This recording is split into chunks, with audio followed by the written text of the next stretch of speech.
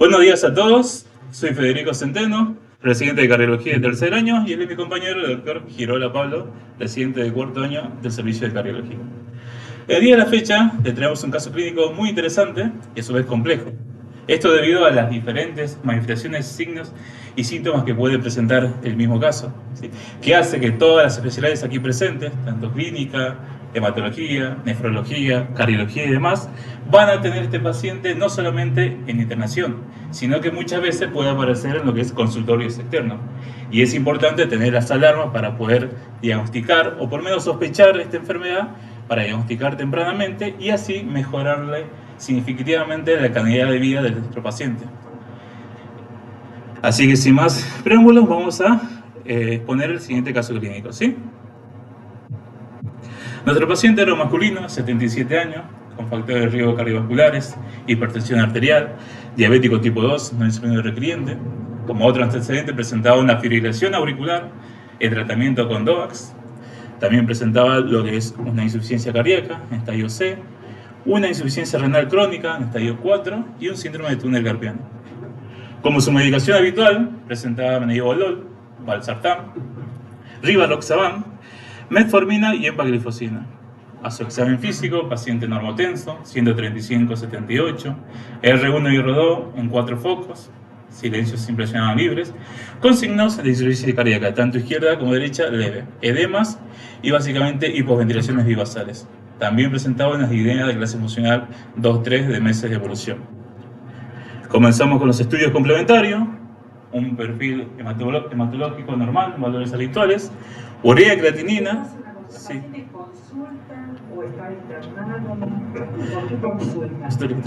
No. Venía en seguimiento por consultas externas por signos y síntomas de insuficiencia cardíaca descompensada. En múltiples oportunidades. En este laboratorio presentaba urea y creatinina, coincidente con su valor, con su enfermedad renal, y un BNP 9600 asociado a biomarcadores positivos, troponina 119. Al electrocardiograma presentaba su fibrilación auricular con una adecuada respuesta, presentando un patrón de pseudoinfarto en cara inferior, como se observa en QS, y también lo que presenta es el microvoltaje en las desviaciones bipolares, microvoltaje en las desviaciones bipolares. ¿Sí? Se realiza un ecocardiograma que se evidencia básicamente diámetros conservados a predominio de espesores aumentados. Tenemos esta imagen, es un parasternal izquierdo, eje largo, perdón, tenemos la aurícula izquierda, el ventrículo izquierdo, el tracto de salida y acá estaría la válvula aórtica. El ventrículo derecho hacia superior. Se evidencia básicamente un aumento de los espesores tanto del septum como de la pared posterior, respectivamente 16 y 13. No presentaba ningún trastorno de la motilidad y tenía un patrón de relajación pseudo normal. Se prosigue con el estudio y se pide un ecocardiograma estrés, reposo-esfuerzo, en el cual básicamente se evidencia una hipoquinesia en septum posterior basal y medial y el resto conmoción conservada.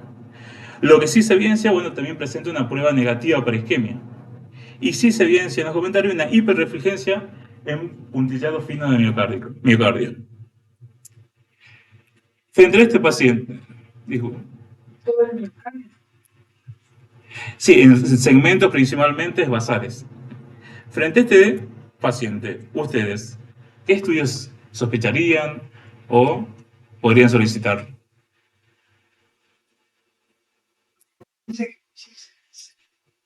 Sí, es hipoquinesia en la parte septal, pero no tiene, sí, exactamente, no tiene negativo para isquemia el ECOS-3, aunque presente esa hipoquinesia.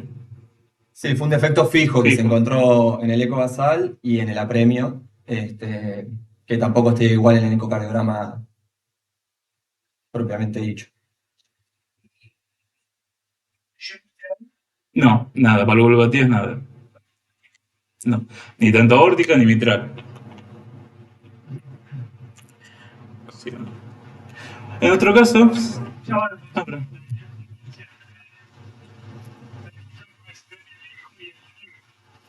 también, Tal cual. tal cual.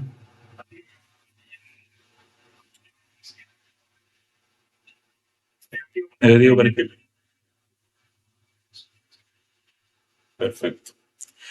En otro caso, solicitamos una resonancia con resonancia cardíaca de gadolinio, en la cual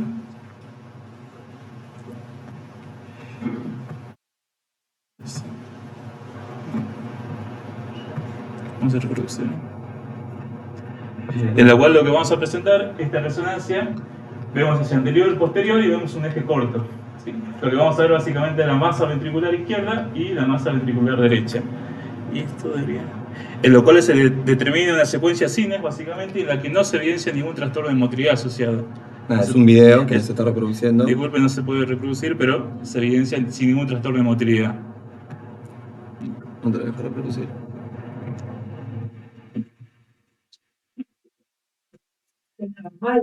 Exactamente, no se evidencia ningún trastorno de motricidad. En la siguiente imagen, los espesores. Exactamente, confusión conservada. Pseudo normal, digo.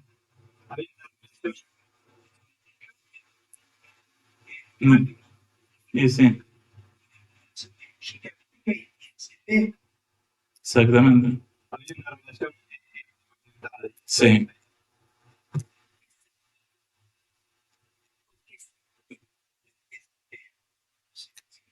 Nada, es un patrón ecocardiográfico donde se puede valorar la función diastólica por medio del flujograma transmitral, donde nosotros podemos observar el componente sistólico y el diastólico. Dentro de lo que es el diastólico vamos a ver dos patrones. Uno de una onda E, que es el llenado ventricular pasivo, y otro por medio de la onda A, que es el llenado ventricular activo, dado por la patada auricular, siempre y cuando el paciente esté conservada la patada auricular, ¿no? Por ende, ahí podemos evidenciar distintos patrones: normal, un patrón de relajación prolongado, un pseudo normal y un patrón restrictivo, ¿sí? Dando una disfunción diastólica de grado 1, 2 o 3 respectivamente.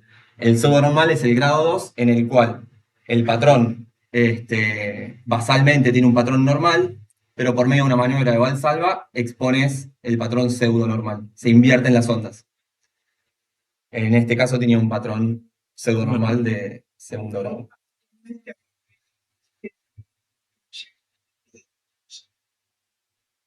Que hacer es hacer porque sí, cantarlo, te cambias, pierdes. Pero yo lo que digo, por eso no es un montón de una persona que viene ya con tema, tiene que ser mucho más que eso. No como digo, yo tiene tanta tema, tanto Tal cual. Por lo menos en una fase más. Sí. En una fase más avanzada de la enfermedad, quizás. Exactamente. Siguiendo con las imágenes de la resonancia, tenemos este corte axial, un 4 cámaras. Esto es anterior, posterior, tenemos las cavidades derechas y las cavidades izquierdas, que ya a simple vista se observa básicamente un aumento del espesor del septum. Y una dilatación leve se puede impresionar vía auricular. ¿Sí?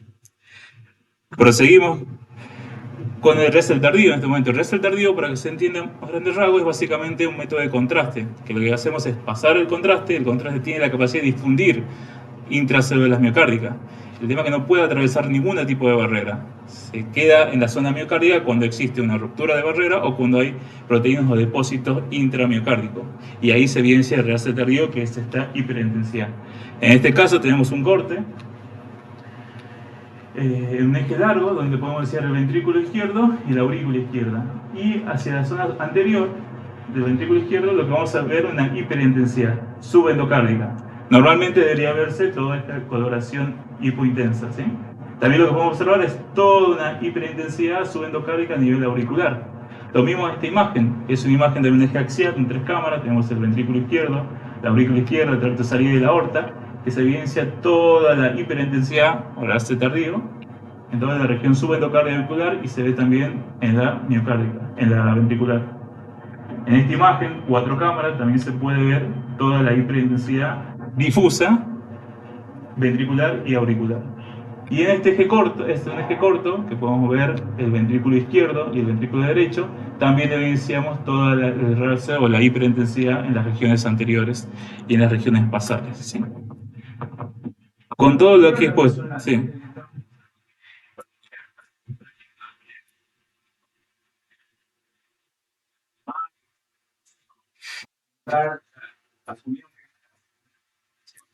No, porque el ecocardiograma no tenía signos ninguno de hipertensión pulmonar, y el paciente era hipertenso porque estaba controlado. Lo que evidenciamos es algo más que había en ese puntillado, esa hiperrefrecuencia.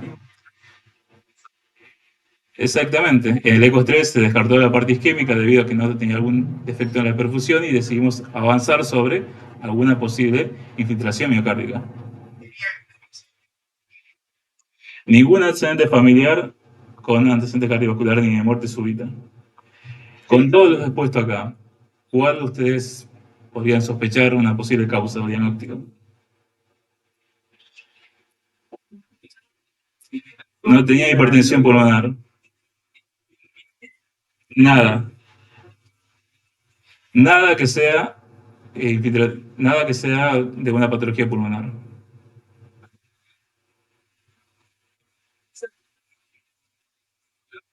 Perfecto. Placa de tórax, los hilos estaban normales, no tenías procesos disnéicos referidos como de o antecedentes de sarcoidosis. También el infiltrado de una sarcoidosis es un infiltrado difuso, entonces la verdad que no predomina en el subendocardio.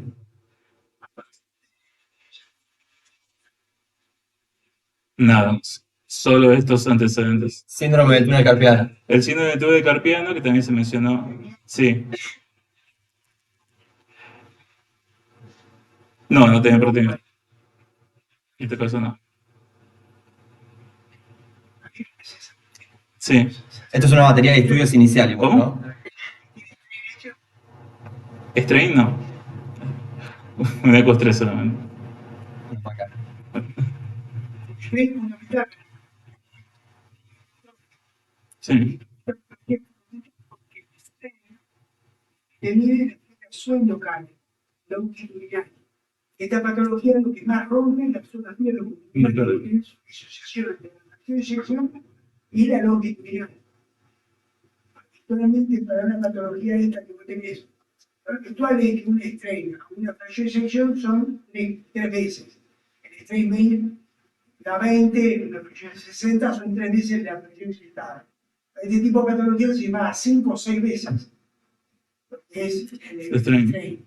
Sí. Casi patognomónico de esta patología. Perfecto. Perfecto. Al final, básicamente, el informe de resonancia nos evidenció un patrón posiblemente amiloidótico, ¿sí? Y con respecto a esto, vamos a hacer la revisión de amiloidosis. Básicamente es una enfermedad sistémica o localizada, es un grupo heterogéneo, básicamente, que se da básicamente por el depósito extracelular de fibras amiloides. Las causas pueden ser genéticas o pueden ser relacionadas con inflamación crónica o el envejecimiento, ¿sí? Se clasifican básicamente por la proteína precursora que forma. Existen más de 30 componentes amiloidóticos y mucho más, ¿sí? De los cuales solamente 5 se evidencian que tienen un atrofismo importante por el miocardio, ¿sí? Es una proteína inestable que se pliega y agrega y se deposita, y al ser hidrosoluble no se puede degradar de la matriz muscular, relajándose, básicamente infiltrando diferentes tipos de tejido. En este caso tenemos las más importantes, las que pueden afectar al miocardio, que es la amiloidosis primaria, que su proteína precursora es una inmunoglobulina de cadenas ligeras, que afecta más o menos el 50% del miocardio, y el tratamiento es básicamente quimioterapia y trasplante de médula ósea. Y después tenemos las amiloidosis secundaria, que también tiene un componente de amiloide sérico, que está más relacionado con el envejecimiento y con los trastornos inflamatorios crónicos. Por último tenemos las dos que más importantes que afectan al corazón, que son las hereditarias, que son las por transtibretina, que tienen su variante hereditaria, y por transtibretina senil, ahora llamado de tipo salvaje, que son las que mayormente tienen el trofismo por el miocardio. Existen muchísimas más, pero estas son las que atacan directamente al corazón. Podemos ver en esta siguiente imagen que tanto la amiloidosis por cadenas livianas, por transtibretina, tanto su variante hereditaria como salvaje, tienen un trofismo muy interesante por el corazón. Y volviendo al tema, estas tres son las que causalmente causan el 95% de los diagnósticos de amiloidosis cardíaca. La primaria, la por transtibretina tanto hereditaria como salvaje. ¿Cuál es el mecanismo en el cual produce? Básicamente es una infiltración cardíaca, generando esos depósitos intramiocárdicos, que dañan tanto la estructura como la función. Se forma un miocardio firme y grueso, y lo configuran un miocardio poco complaciente. Básicamente tienen los patrones similares, que son por depósito de amiloide, tiene un patrón subendocardio difuso y la por transtiretina puede tener unas áreas irregulares con implicancia transmolar, pero mayormente es un patrón infiltrado difuso subendocárdico. ¿Y qué es la transtiretina? Es básicamente una proteína que se produce en todo el cuerpo, se produce previamente en el hígado y los plexos coroides, que es una proteína que va a transportar la tiroxina y la vitamina A. Está formada por 4 subunidades, que son básicamente es un tetrámero. Al dividirse, al disociarse, se disgrega en dímeros, monómeros o oligómeros. Cuando estos tienen un mal plegamiento, se van a depositar en los diferentes organismos.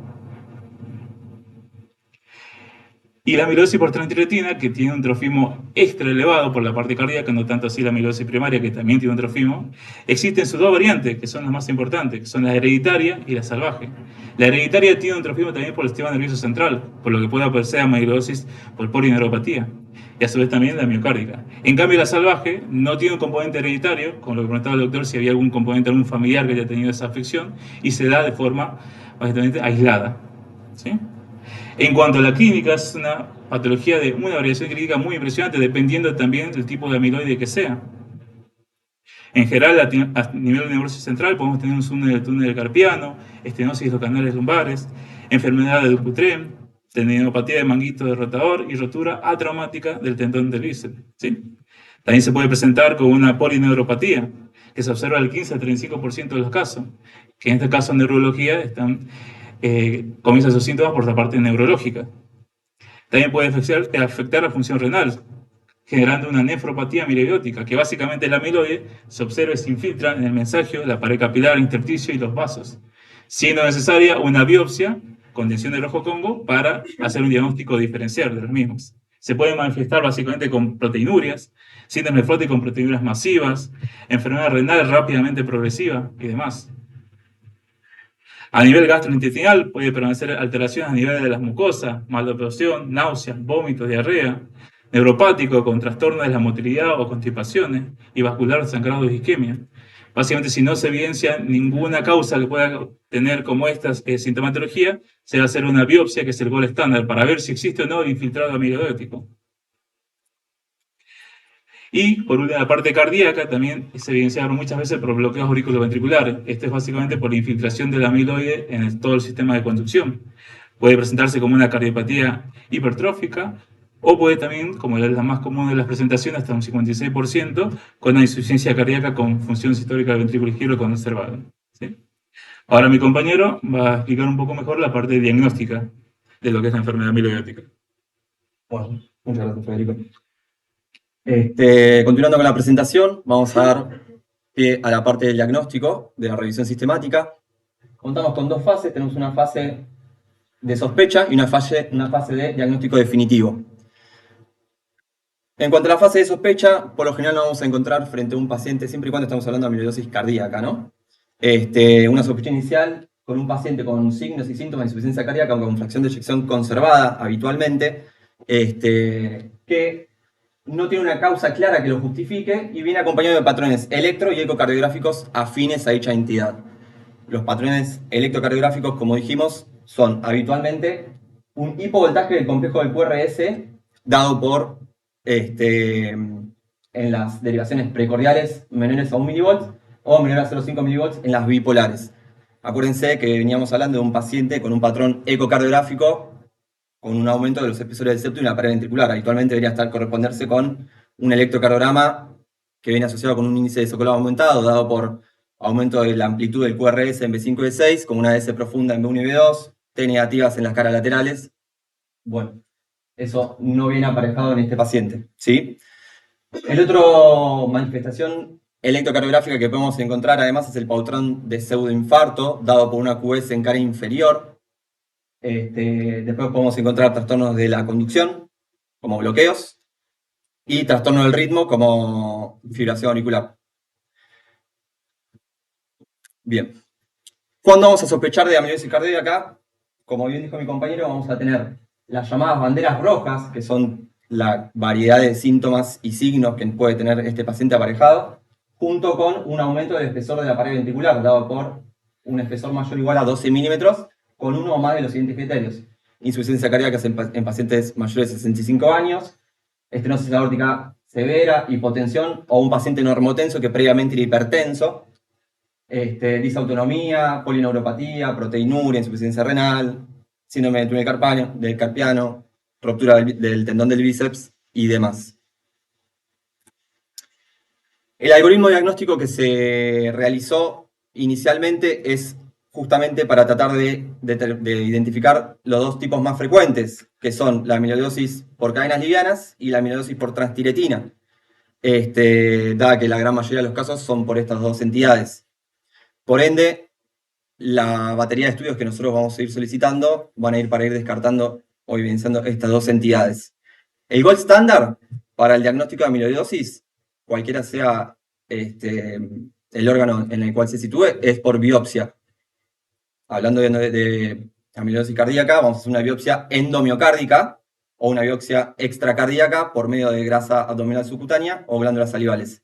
El rédito es entre un 50 y un 80% para la extracardíaca, y la biopsia endomiocárdica tiene una tasa de complicaciones muy altas, por ende lo que se trató es de buscar estudios complementarios para hacer un diagnóstico no invasivo con la mayor especificidad posible, con un valor predictivo positivo elevado, y así poder realizar el diagnóstico de una manera efectiva, ¿sí? Principalmente para estas dos entidades.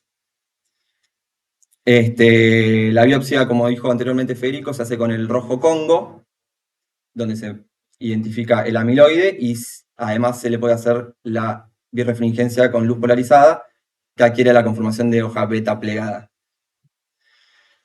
Como patrones ecocardiográficos, y como bien hablábamos anteriormente, vamos a evaluar la función diastólica del ventrículo izquierdo. ¿De qué manera la vamos a evaluar? Tenemos el flujograma transmitral en las dos imágenes de arriba, ¿sí? Que anteriormente hablábamos de los patrones. Justamente lo que tenemos es un componente sistólico por debajo de la línea de base y un componente diastólico por arriba de la línea de base, donde encontramos una onda E, dada por el llenado ventricular pasivo, y una onda A, dado por el llenado ventricular activo, siempre y cuando el paciente conserve la pata auricular. Este patrón vendría a ser un patrón normal, es decir, una relación EA normal. Y a la derecha tenemos una inversión, donde tenemos una onda E, probablemente con un retraso en la desaceleración, es decir, que me da un patrón de relajación prolongado, ¿sí? Que me podría estar hablando de una disfunción diastólica a la 1, o bien un paciente que tiene este patrón y que le haces una maniobra de Valsalva y se invierte la relación dándome un patrón pseudo normal o el de segundo grado, ¿sí? Y por debajo tenemos lo que es el Doppler tisular, es decir, arriba estamos haciendo el Doppler del flujo de la válvula mitral, evaluando las velocidades de la válvula, y por debajo el efecto Doppler en el tejido miocárdico, que habitualmente se hace en la pared lateral del anillo mitral, donde tenemos por arriba de la línea de base el componente sistólico, y por debajo de la línea de base el componente diastólico con la E' y la A', ¿sí? El Doppler tisular habitualmente puede estar sobrevalorado en contexto de otras patologías, por ejemplo, insuficiencias valvulares. Así que hay que tener en cuenta esto. Lo que nos va a evaluar son también patologías de índole restrictivas, con disfunción diastólica, que es justamente lo que se ve en este caso. Una relación EA con una relación E'. Lo que se hace con el Doppler tisular y el flujograma transmitral es hacer la relación E', que es lo que tenía nuestro paciente de 16, como bien marcado, pero anteriormente. Un valor de 15 o más de 15 me está hablando de que las presiones intracavitarias del ventrículo izquierdo están aumentadas, que es, dentro de la gran definición de insuficiencia cardíaca, es un componente importante, ¿sí? No solo el deterioro de la función sistólica, sino también la disfunción diastólica, que se corresponde con una presión wedge o de enclavamiento pulmonar en el cateterismo derecho de 15 a 18 milímetros de mercurio. Bien. Continuando con los patrones ecocardiográficos, como bien decía el doctor Felipe, tenemos lo que es el strain longitudinal global. ¿Qué es lo que me va a marcar el strain longitudinal global? Me habla de un deterioro de la función sistólica del ventrículo izquierdo, el cual es más sensible y lo podemos ver alterado de una manera más precoz que la fracción de eyección del ventrículo izquierdo, ¿sí? ¿Qué me evalúa el strain longitudinal global? Me evalúa las fibras longitudinales que habitualmente están en la región subendocárdica y que son las que más sensible y más precozmente se ven alteradas, más que nada también en esta patología. Y lo que me evalúa es el acortamiento de apex a base de la fibra miocárdica, ¿sí? Por ende, yo parto de una fibra en diástole, hacia una fibra en sístole. Es un valor negativo el que me va a dar, porque me mide el acortamiento de la fibra, ¿sí? Habitualmente menos 20, menos 22, dependiendo de la literatura, menos 16, 18 ya es el punto de corte. Y acá lo que podemos ver es un 4 cámaras, donde justamente estamos evaluando las fibras longitudinales de apex a base, y acá me va marcando la fibra por porción, las fibras basales, medias y apicales, y podemos observar que en la parte apical tenemos un menos 22 y en la parte basal un menos 8, que habitualmente en la que es la patología por amiloidosis cardíaca, los segmentos que más se ven afectados son los basales, después los mediales y por último los apicales. A la derecha podemos ver este gráfico en el cual tenemos el miocardio con el segmento basal, medial y apical apelmazado. ¿Se entiende? Y lo que me va a dar es un patrón típico de cherry on top o cereza en la punta. ¿Por qué? Porque los segmentos en rojo son los que se encuentran conservados y los más rosados son los que están deteriorados, mayormente en el segmento basal.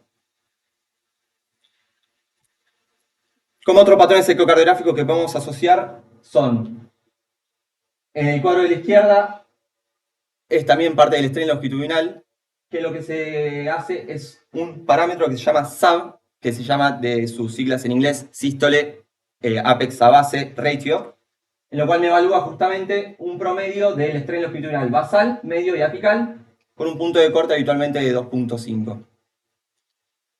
Y después a la derecha tenemos lo que se llama el RWT o la relación de la pared ventricular con el diámetro diastólico del ventrículo izquierdo, que se puede hacer en un eje paternal izquierdo largo, corto o en el modo M, con un punto de corte habitualmente de 0.5. ¿Por qué les digo esto?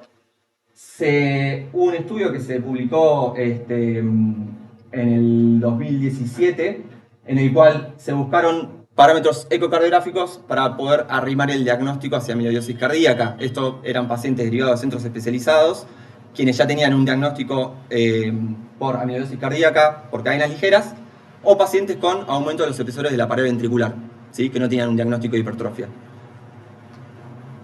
Lo que pusieron como parámetros ecocardiográficos para formular ambos scores, tenemos por arriba, es un score para amiloidosis por cadena ligera, el RWT, la relación E', el TAPSE, que el TAPSE es una medida de función del ventrículo derecho, que es lo que me mide la excursión de la válvula tricuspidia, es una medida indirecta para evaluar la función sistólica del ventrículo derecho, y el estrés longitudinal, con un valor absoluto de 6. Y por debajo el score para pacientes con hipertrofia de las paredes, que me tiene los mismos parámetros junto con el SAB, que era el sístole apex a base ratio, con un valor absoluto de 10. Si bien estos scores no están validados, me sirven para, ante una sospecha, arrimar o descartar el diagnóstico, porque ellos en su estudio lo que pudieron observar es que el 50% de los pacientes pudieron confirmar o descartar la patología y el 50% quedó con un diagnóstico incierto. ¿Por qué quedó con un diagnóstico incierto? Porque cuanto más bajo es el score, más sensible es, tiene un 100% de sensibilidad, cuando es 0 el score. Y cuanto es más alto, es más específico. Los que quedan en el medio son los que quedan la duda. Pero bueno, es como para, si mi sospecha, arrimarla al diagnóstico o alejarlo. Después tengo la resonancia cardíaca, como bien decía Federico anteriormente. Lo que más podemos utilizar es el realce tardío, que como se dijo es un análisis cualitativo dirigido a localizar escalas macroscópicas de fibrosis, ¿sí? Puesto que la fibrosis incrementa el volumen extracelular y reduce el lavado tisular, ¿qué hace? Las escaras muestran una mayor concentración de gadolinio respecto al resto del miocardio en la fibrosis, ¿sí? Después el software lo que me hace es te saca, es decir, te pone en negro el miocardio sano y te deja hiperrefringente o hiperintenso las partes de fibrosis. El patrón que habitualmente se da en la amiloidosis cardíaca es un patrón subendocárdico difuso, ¿sí? Nosotros podemos observar en estas dos cámaras, por ejemplo, todo el miocardio que está negro y solo la parte subendocárdica está hiperintensa con retención de contraste. Este es un patrón típico de amiloidosis cardíaca. Lo mismo acá, en el 4 cámaras. Se ve todo el miocardio negro y el patrón subendocárdico difuso compatible, y también en las aurículas, compatible con amiloidosis cardíaca. Lo mismo en el eje corto. Ven que está todo negro, miocardio sano, y el patrón subendocárdico difuso con retención de contraste. En esta imagen podemos observar lo anteriormente mencionado. Lo amarillo sería la retención aguda, la retención de contraste tardío subendocárdico difuso, que compatible con amiloidosis, ¿sí? Subendocárdico global. Después puede ser también parcheado, pero es mucho menos común. Es más común en la miocarditis y la sarcoidosis. Después tenemos las otras miocardiopatías infiltrativas, como la de Fabry, sarcoidosis miocarditis.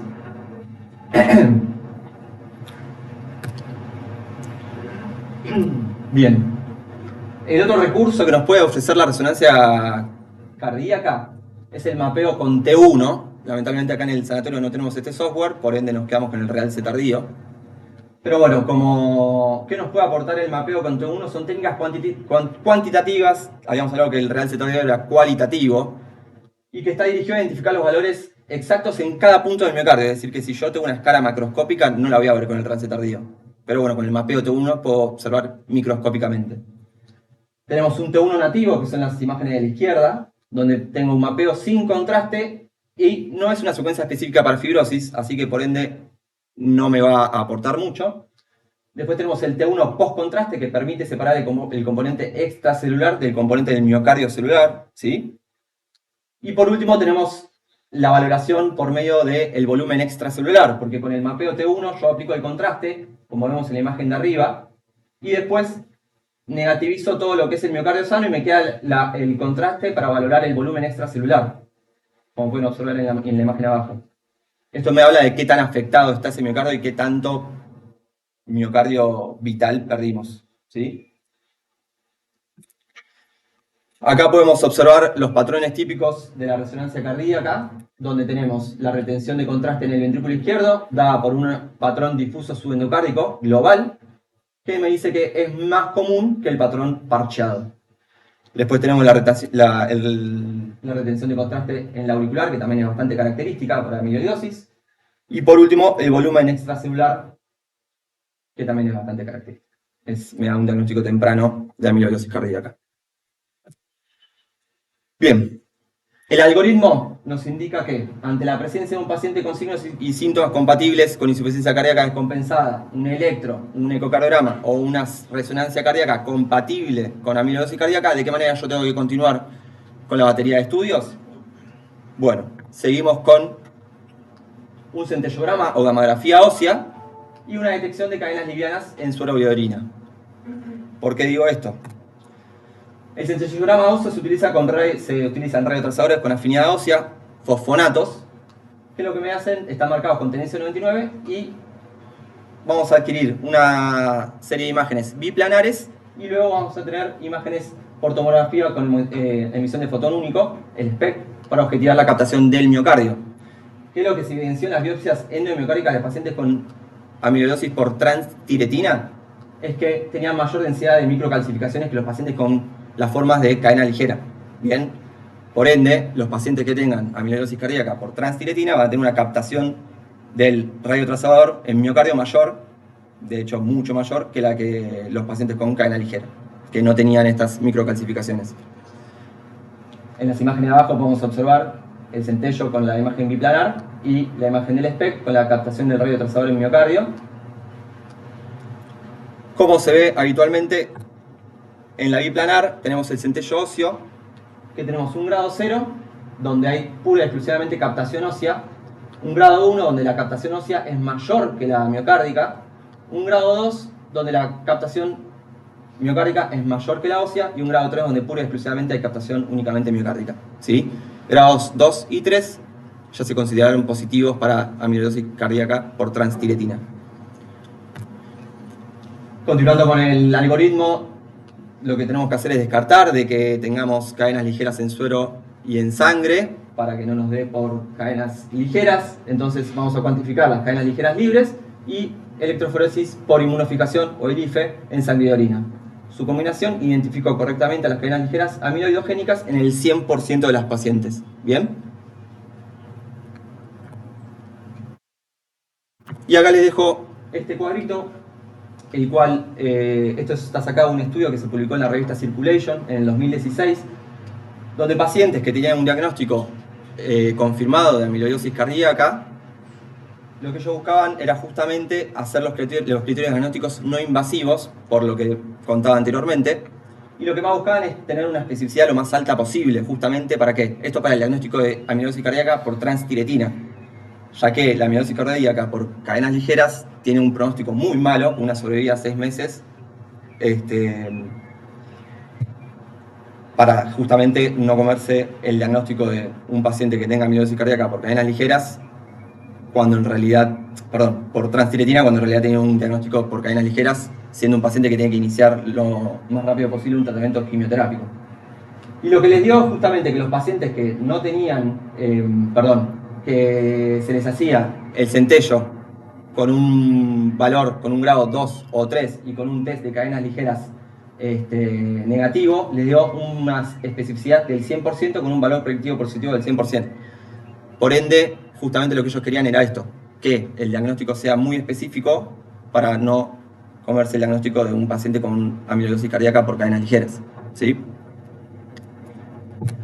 Entonces llegamos a dos criterios diagnósticos: invasivos, que es para cualquier tipo de amiloidosis cardíaca, y no invasivo, que es únicamente para la variante por transtiretina, ¿sí? Entonces el no invasivo va a estar dado por un grado 2 o 3 del centellograma óseo,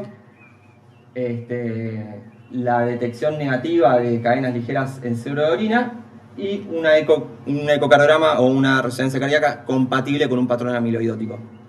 Y por otro lado tenemos el invasivo dado por la biopsia cardíaca o la biopsia extracardíaca junto con un ecocardiograma o una resonancia cardíaca con un patrón característico. Si continuamos con el algoritmo, nosotros ya estamos en este punto y tenemos los distintos escenarios clínicos, que son 4. Tenemos un paciente con una centello ósea con un grado 0, con un test negativo para cadenas ligeras, me daría negativo para amiloidosis cardíaca, y si la sospecha es muy alta porque la resonancia cardíaca me la avala, iríamos a una biopsia cardíaca, endomiocárdica. Por otro lado tenemos un paciente con un centello de un grado 1 a 3, recordemos que el grado punto de corte para amiloidosis cardíaca por transtiretina era 2 o 3, y un test hematológico negativo. Tenemos por un lado los pacientes que tengan un grado 2 o 3, ya podemos confirmar el diagnóstico de amiloidosis cardíaca por transtiretina e iniciar el tratamiento. Lo que nosotros deberíamos hacer posteriormente es ver si ese paciente tiene un test genético positivo o negativo, justamente para determinar si es una variante hereditaria o adquirida. Si es hereditaria, tenemos que estudiar al grupo familiar. Si es adquirida, cortamos el seguimiento para la familia y se inicia el tratamiento. El tratamiento es igual para ambos. Y si es un grado 1, lamentablemente tenemos que hacer la confirmación histológica. ¿Por qué? Porque se vio que pacientes con amiloidosis cardíaca por cadena ligera tenían cierto grado de captación miocárdica en el centello óseo, que habitualmente eran grado 1. Luego, si tenemos un centello grado 0 con un test positivo hematológico, acá nos vamos. Si la reso es negativa, no tiene amiloidosis cardíaca. Si la resonancia es positiva o inconcluso, tenemos que ir a una confirmación histológica, porque habitualmente me va para cadenas ligeras. Y si el centello es entre 1 y 3 y el test es positivo, puede ser una dual, que puede estar dado por eso, habitualmente, pero es raro. Pero teníamos que ir a confirmación histológica. Yendo a las recomendaciones de la guía americana, ¿qué nos dice? La guía del 2022 tenemos con un nivel de evidencia 1 grado de recomendación B, los pacientes en quienes existe sospecha clínica de amiloidosis cardíaca deben someterse a prueba de detección de cadenas ligeras en suero y orina y electroforesis de inmunificación, como nos dice el algoritmo. Luego, en pacientes con alta sospecha clínica de amiloidosis cardíaca sin evidencia de cadenas ligeras monoclonales, en suero o orina se debe realizar una gamografía ósea para confirmar la presencia de amiloidosis cardíaca por transtiretina. Y luego, en pacientes en quienes se le diagnostica amiloidosis cardíaca por transtiretina, se recomiendan pruebas genéticas consecuencia de gen TTR para ver si es hereditaria o salvaje. Bien, hasta ahí llegó la parte del diagnóstico. Volviendo a nuestro paciente, se realizó un laboratorio para evidenciar estas cadenas livianas en suero y orina, que resultaron negativo. Como recordamos, la importancia de esto es la gravedad que tiene por cadenas ligeras, ¿sí? Que está descrito que tiene que ser de la sospecha de amiloidosis un término de 2 semanas como mucho para descartar por cadena ligera. Posteriormente se realizó un centellograma en cual se evidenció alta probabilidad de amiloidosis cardíaca de tipo por transthyretina. Como se observa a continuación, se evidencia la hipercaptación miocárdica, sería un grado 2 o 3. ¿Sí? Posteriormente, para descartar que sea una carta hereditaria o que sea de tipo salvaje, se realizaron el panel genético. Esto es más importante para si es genético o si es hereditario, básicamente en cualquier paciente tenemos que revisarlo. ¿Por qué? Porque si es hereditario vamos a tener que estudiar a su familia. En cambio, si no es hereditario, no hace falta. Así que tiene que revisarse. En nuestro caso, nos dio negativo, llegando a la conclusión final de que se trata de una amiloidosis cardíaca por transthyretina de su manera salvaje, ¿sí? No hereditaria. ¿Cuál es el tratamiento? Hasta hace un tiempo, hasta el 2021, además que salieron las nuevas guías, el tratamiento era de sostén de la amiloidosis cardíaca. ¿Cuál es el tratamiento? Insuficiencia cardíaca. Tenemos que haber un estricto control de la volemia, con diuréticos y una buena, básicamente, concientización al paciente, hablar al paciente y que se controle muy bien su volemia, básicamente. Evitar o individuar el uso de beta-blocantes o lo que son IECAs en estos pacientes. Muchas veces tienen complicaciones de fibrilaciones auriculares. Esta característica de la amiloidosis es que es muy trombogénico, por ende, todos estos pacientes había que tratar de controlar el ritmo o controlar la frecuencia. Y si en estos casos se controlaba el ritmo, teníamos que descartar sí o sí, más allá que esté anticoagulado del paciente, descartar que necesitan trombos, ¿sí? Porque la trombogenicidad de lo que tiene la amiloidosis es muy alta. En cuanto al tromboembolismo o la anticoagulación en caso de FA, tiene que ser anticoagulados independientemente del chasba que tengan el paciente, por esta misma episodio de una alta capacidad trombogénica. Estos pacientes también se asocian muchas veces con estenosis aórtica severa, que complica más el tratamiento. Y al ser pacientes muy vulnerables, muchas veces no se pueden someter a una cirugía si va a un proceso de reimplantación de TAVI, por ejemplo. Y a nivel de las alteraciones de conducción y arritmias, las indicaciones son las mismas que para todos los pacientes cardiológicos. Si necesitan marcapaso, se le coloca marcapaso, una terapia de resincronización, o si necesitan básicamente un DAI, se lo realiza, ¿sí? En cuanto al tratamiento específico de la amiloidosis por transthyretina, comenzaron a seguir distintos métodos para atacar. Podemos atacar silenciadores genéticos, estabilizadores o eliminadores de la proteína amiloide. Todos los estudios que tenemos hasta ahora, la mayoría se hicieron para estabilizadores. En este caso, el tafamidis y el acoramidis. Para ver un poco, las últimas guías, 2021 adelante, recomiendan ya el tafamidis como una evidencia 1B para tratar todo paciente con amiloidosis cardíaca por transthyretina, tanto de su tipo salvaje como de su variante hereditaria, ¿sí? Que esté en clase funcional 1, 2 o 3. Hablando un poco más del tafamidis, evidenciamos que comenzó su uso anteriormente, en 2011-2008, pero se evidenciaba mucho para la variante neurológica de la transthyretina, que como recordemos tiene dos variantes, la hereditaria, la parte neurológica y la cardíaca. Posteriormente se vio que podía tener una repercusión positiva a nivel miocárdico, y en el 2019 la FDA otorgó a tafamidis una designación de revisión prioritaria, vía rápida y terapia innovadora para tratar la miocardiopatía por amiloidosis cardíaca, de los cuales comenzaron a salir los siguientes estudios. Este fue un estudio del 2018, multicéntrico, internacional, doble ciego, tuvo una duración de 30 meses aproximadamente. Tuvo un N de 441 pacientes, en lo que se asignaron 2, 1, 2. Iban 80, en el grupo de 2 iban 80 miligramos, 20 miligramos y placebo respectivamente. Los endpoints primarios y secundarios, los primarios fueron básicamente la mortalidad por todas las causas y la frecuencia de hospitalizaciones por insuficiencia cardíaca.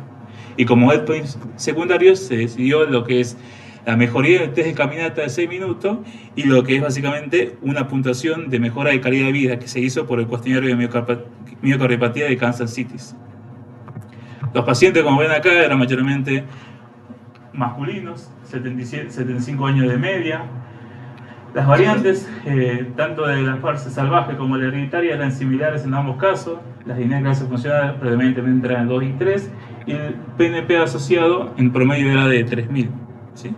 Lo que se evidenció básicamente una mejoría significativa de mortalidad por todas las causas, incluida la cardiovascular, y una disminución de la frecuencia de hospitalizaciones por insuficiencia cardíaca, siendo presentes comenzando la división a partir de los 18 meses hasta los 30, que se vio una P significativa.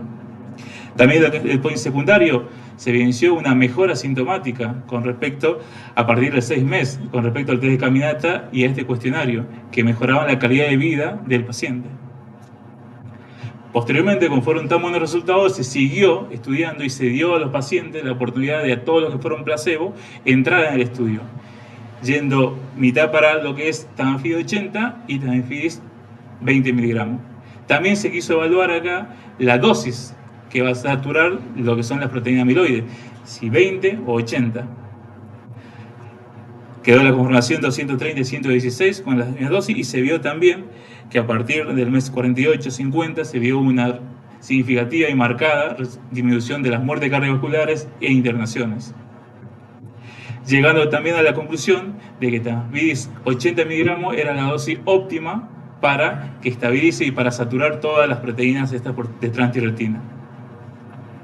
Llegando así a la conclusión, tras estos ensayos, que Tafamidis 65 miligramos, que es lo que está en el mercado actualmente, que es un bioequivalente a los 80 miligramos, es el primer y único tratamiento farmacológico probado, que tiene una recomendación clase 1B para la amilosis cardíaca por transthyretina, tanto en su variante hereditaria como en su variante salvaje.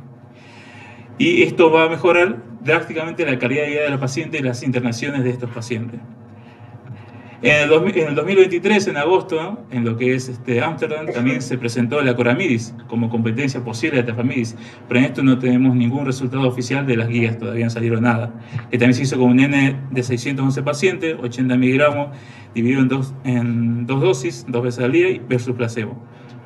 Básicamente se evaluaron 30 días y los endpoints fueron mortalidad por todas las causas, disminución, estabilización del BNP y básicamente mejora en el test de caminata a los 6 meses. También a partir del mes 19 se observa una mejoría significativa, llegando casi a valores similares a lo que es el Tafamidis. La mortalidad, tanto la mortalidad vascular como los barras de NP y los test de caminata mejorando la calidad de vida de nuestro paciente. Queda todavía la incógnita Tafamidis o Acoramidis, que se verá en futuro en unas revisiones mucho más profundas de estos dos medicamentos que vinieron para ayudar a este tipo de pacientes. Como conclusión final, se indicó Tafamidis un comprimido a nuestro paciente, según el nivel de recomendación de todas las guías, tanto la argentina de la SAC, la europea y la americana, para tratar de mejorar y aumentar la calidad de vida y mejorar la calidad de vida a este paciente, que por ahora todavía tiene que ser aprobado. Como conclusión de todo este trabajo, básicamente es importante tener el diagnóstico de amilosis cardíaca como una etiología de insuficiencia cardíaca con función preservada, que es lo que mayormente se presenta tanto en internación como en los consultorios, ya que esta insuficiencia cardíaca no tiene mucha evidencia de tratamiento ahora, solamente existe por ahí alguna dapaglifosina o algo que tiene una indicación y no tan fuerte, por lo cual tenemos que sospecharla y descartarla, sobre todo lo que estuvimos hablando hace un momento. Básicamente, y también tenemos un medicamento que puede ayudar a la calidad de vida de estos pacientes, que es el Tafamidis por ahora. Posiblemente vendrán mucho más a continuación. Y se demostró mejorar la calidad de vida, mejorar la mortalidad y mejorar las internaciones de este paciente. ¿Sí?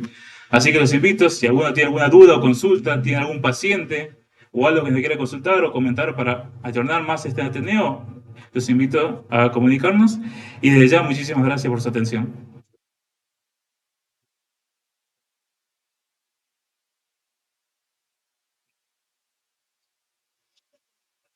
¿Sí? ¿Qué está por ser aprobado? Es un medicamento. El precio. Actualmente al dólar oficial hasta el domingo está a $500,000. El comprimido de 30 comprimidos. Perdón, es de 5,5 millones o 11.000 euros. 5.500.000 por mes. Los beta bloqueantes los IECA mayormente son pacientes que manejan muy poco volumen y los IECA y los beta bloqueantes pueden hipotenciar al paciente y causar más lo que son síncope o hipotensiones muy sostenidas en estos pacientes. Recordemos que es una miocardopatía de un miocardio rígido, no es un miocardio deficiente como por ser un infarto. Exactamente. No, exactamente.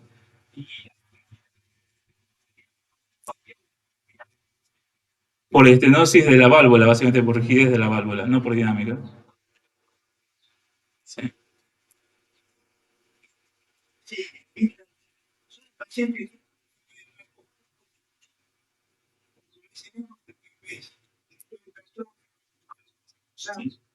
cuando la gente solo la mayoría. Muchas gracias.